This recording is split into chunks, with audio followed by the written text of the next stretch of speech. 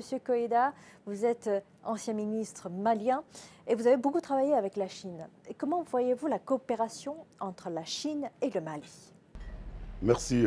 Je voudrais tout d'abord dire que le Mali, depuis son accession à la souveraineté nationale, le 22 septembre 1960, a toujours été accompagné par la République populaire de Chine. La Chine a été un partenaire privilégié du Mali.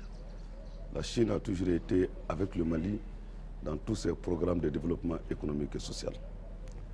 Aujourd'hui, en parlant d'économie numérique, comme vous le savez, la Chine aujourd'hui est la première puissance économique dans le monde.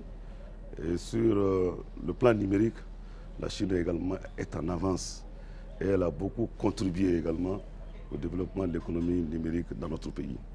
Donc en tant qu'ancien ministre, en tant qu'homme politique, je ne peux que féliciter cette coopération entre le Mali et la Chine.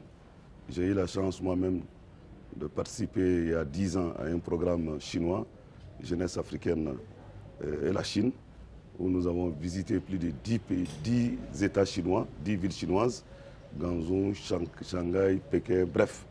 J'ai été émerveillé, j'ai été impressionné par le dynamisme de la Chine, par le travail qui a été réalisé par les dirigeants chinois avec le soutien de leur population. Et donc aujourd'hui, le partenariat avec la Chine ne peut qu'être profitable pour le Mali. Donc nous nous félicitons pour cela. Et nous savons qu'avec la Chine, c'est un partenariat gagnant-gagnant. C'est un partenariat qui amènera le développement. Quand vous regardez même dans nos coopérations, la Chine a beaucoup participé également à la construction de beaucoup d'infrastructures, beaucoup de routes. Le CICB qui est une donation de la Chine, le 3e pont. Sur le plan agricole, la Chine a également aménagé des milliers d'hectares pour le Mali. Quand vous regardez également la sucrerie de Dougabougou et de Seribara, la Comatex, bref, la Chine est un partenaire qui mérite d'être respecté, est un partenaire fiable, est un partenaire qui aide le Mali à se développer. Alors la Chine, comme vous l'avez dit, a un partenaire pour le Mali. Mais nous nous rappelons tous que fin 2023, la Chine a annulé ses tarifs douaniers sur les produits d'origine malienne. Est-ce que cette décision est importante dans le renforcement des échanges commerciaux entre les deux pays? Effectivement, comme vous le savez, beaucoup de nos produits et marchandises sont également importés de la Chine. En accordant cette facilité au Mali et à certains pays africains, c'est pour permettre surtout au Mali d'avoir accès au marché chinois et de pénétrer ce marché chinois qui est quand même un marché de 1 milliard, plus d'1 milliard de personnes.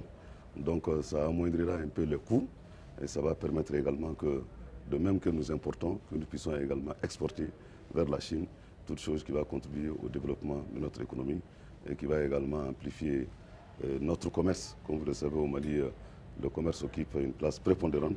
Nous avons des opérateurs économiques très dévoués qui méritent l'accompagnement, qui méritent également le soutien.